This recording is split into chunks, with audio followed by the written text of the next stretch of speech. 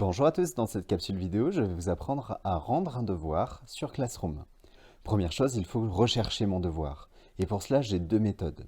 Soit je vais directement dans le travail à rendre, le travail à faire ici, et là, je trouve la liste de tous les devoirs que je n'ai pas encore rendus.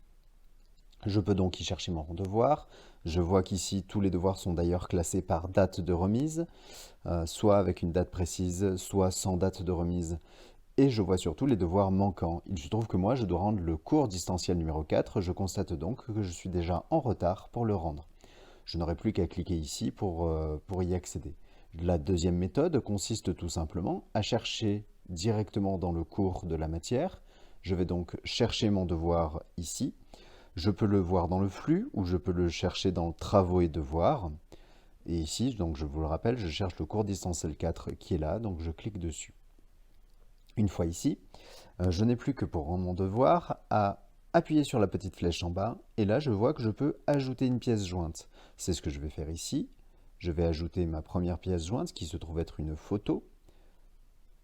Je sélectionne donc ma photo et la photo se charge automatiquement dans Classroom.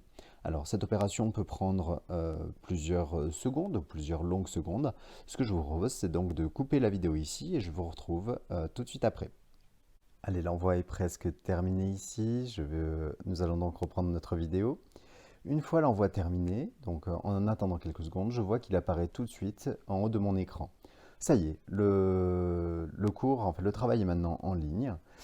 Pour rendre mon devoir, donc si j'ai plusieurs pièces jointes, je fais plusieurs fois l'opération précédente.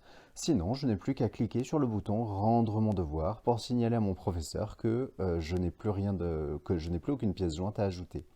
J'appuie sur Rendre mon devoir, on me confirme le nombre de pièces jointes qui vont être envoyées, je confirme la remise du devoir. Et bien voilà, ça y est, mon devoir est rendu, mon professeur va pouvoir le corriger. Et pour voir donc ce qui peut se passer ensuite, blablabla.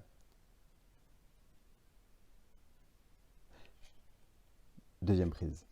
Et bien voilà, mon devoir est maintenant rendu. Tout ce qu'il me reste à faire, c'est... Non. Et bien voilà, mon devoir est maintenant rendu.